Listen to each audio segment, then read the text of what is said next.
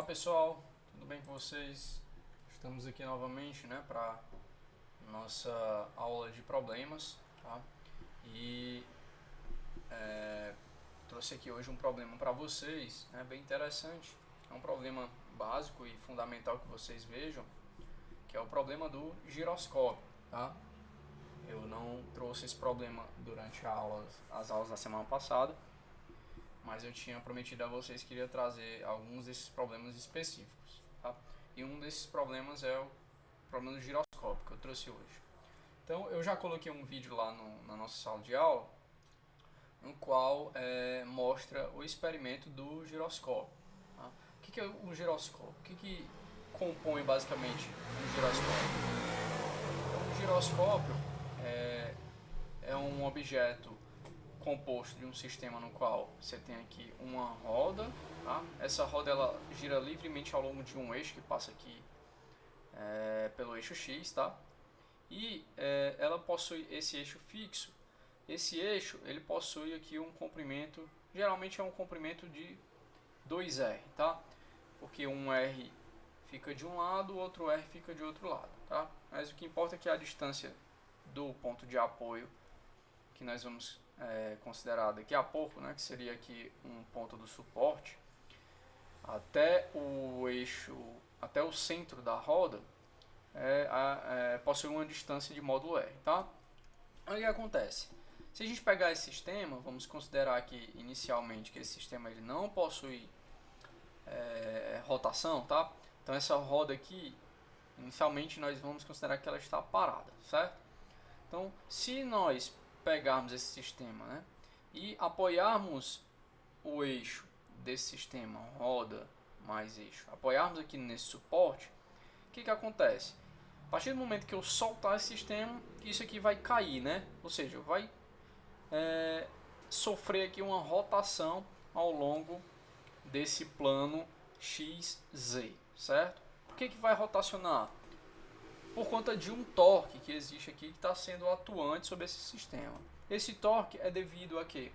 A força que está atuando sobre o centro de massa do sistema, e essa força está sendo atuante sobre uma determinada distância do ponto de apoio. Fica aqui no suporte, tá? O ponto de apoio nós estamos considerando como sendo aqui a origem do sistema de coordenadas, certo? Então, a força atuante, que é a força peso sobre o sistema, ó, vai estar apontando para baixo.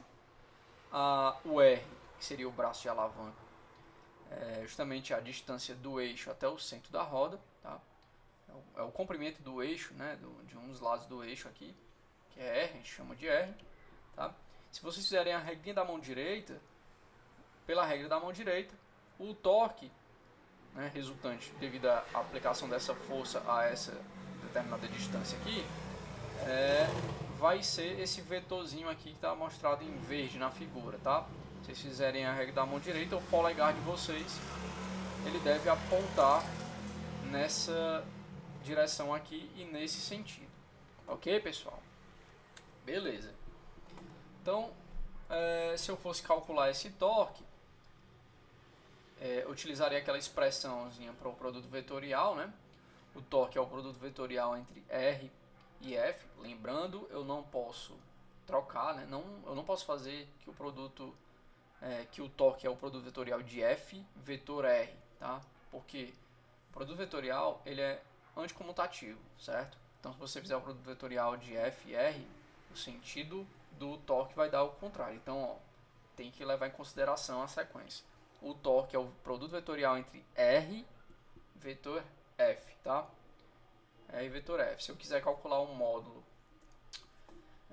desse torque, então basta eu pegar aqui o módulo de R vezes o módulo de F da força, que no caso é a força peso, vezes o seno do ângulo entre eles. Lembrando que as duas coisas inicialmente fazem um ângulo aqui de 90 graus, né? Ó, o vetor R está aqui ao longo do eixo Z, e o vetor P, que é o vetor da força peso, vai estar apontando aqui para baixo, ou seja, perpendicular ao eixo X. Então, o seno do ângulo entre eles é 90, portanto, o seno de 90 é igual a 1. Então, bastaria eu pegar aqui o módulo do torque é igual ao módulo de R vezes o módulo de P, sendo que o módulo de P é a massa vezes a gravidade, a aceleração da gravidade, tá? Beleza. Então, próximo passo é agora, vamos pegar essa roda aqui, como foi mostrado lá no vídeo, e colocá-la para girar, tá? Vamos colocar essa roda para girar numa velocidade angular, né, chamada de ômega, certo? E aí, depois que essa roda estiver girando, nós vamos pegar e vamos colocar ela novamente aqui no ponto de apoio desse suporte, certo? O que deve acontecer, né? Então vamos analisar aqui aos poucos.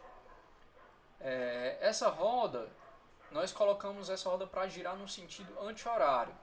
Se vocês analisarem pela regrinha da mão direita, né, basta vocês colocarem os dedos da mão aqui ao longo dessa setinha que mostra aqui o sentido de rotação da roda, tá? Se vocês fizerem isso, o polegar vai estar apontando aqui, ó, ao longo do eixo X, né, no sentido positivo de X, certo? Ou seja, o momento angular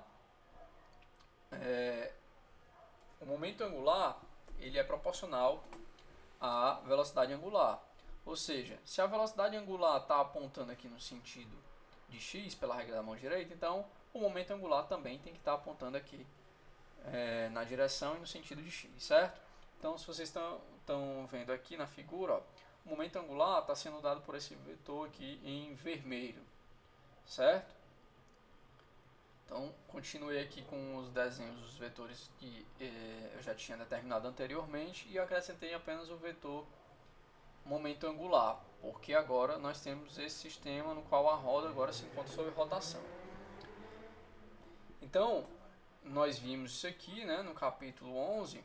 O momento angular de um corpo rígido é o momento de inércia desse corpo rígido vezes a velocidade angular que ele se encontra, certo?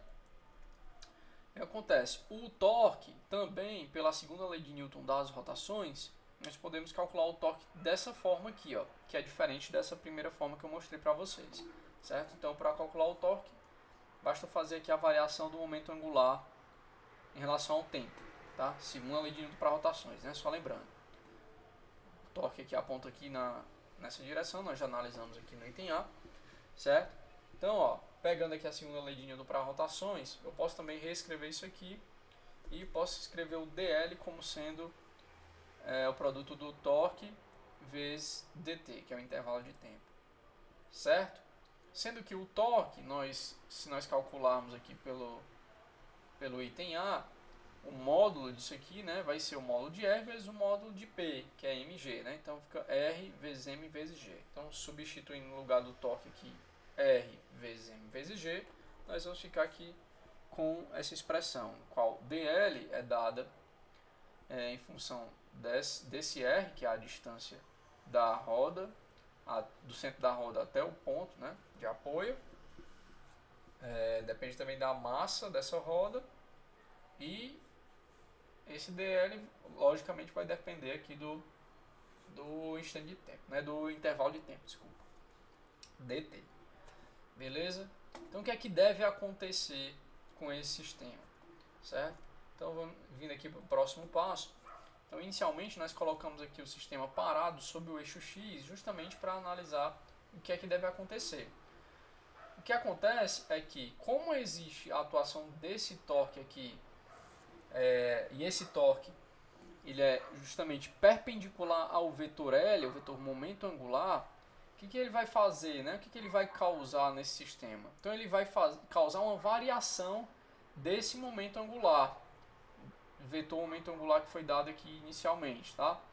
Então, se nós tínhamos um momento angular L de t, então, devido à atuação desse torque aqui, nós vamos, depois de um intervalo de tempo, nós vamos ter um novo momento angular, no qual ele vai manter o seu módulo, só que ele vai mudar a direção. Então, esse torque aqui ele vai causar a mudança na direção do vetor momento angular, certo? Então, como está mostrado aqui nessa figura, ó, certo? Então, inicialmente o momento angular apontava aqui ao longo de x, nós fizemos isso de propósito. E aí, depois de um determinado intervalo de tempo dt, esse vetor momento angular, que agora está no instante de tempo t mais dt, ele vai apontar para outra direção, ó, certo? Devido à atuação desse torque, certo? E qual é essa quantidade dl, né? Que vai causar essa mudança na direção do vetor momento angular. Tá? Então temos aqui, né, o L de t mais dt vai ser o L de t mais dl. Quanto é que é esse dl, né? Então, ó, se nós observarmos bem aqui, ó, o vetor L sofreu uma mudança aqui de dl. Não está sendo mostrado na figura aqui o vetor, tá? Então eu fiz aqui um desenho para deixar mais claro. Então aqui nós temos o vetor L de t e aqui nós temos o vetor L de t mais dt, né? Que é esse aqui, ó, certo? Então se vocês fizerem a soma, ó, L mais dl vai dar esse vetorzinho aqui, ó, certo? Que é o vetor o vetor L de t mais dt, é esse aqui, ó. Não está mostrando aqui, eu não coloquei, né? Mas é esse vetorzinho aqui, ó, certo? De quanto é que esse vetor aqui, L de t, vai girar, né? É de um dl, mas quanto é que é esse dl? Aqui, ó, a gente calculou, ó, anteriormente, certo? Beleza? Se a gente olhar para essa figura aqui, tá? Esse vetor L aqui, ele vai girar, né? Devido à atuação do torque, ele vai girar de dφ, ó, certo? Então, ó, é como se você pegasse aqui, ó, olhasse aqui para o eixo de rotação dessa roda. Depois de um dt de tempo, o eixo dessa roda vai estar apontando para cá agora. Então você vai estar vendo a roda bem aqui, ó, certo? O eixo vai estar bem aqui agora. Depois de mais um dt, essa roda vai estar bem aqui. O eixo vai estar apontando aqui para outra direção.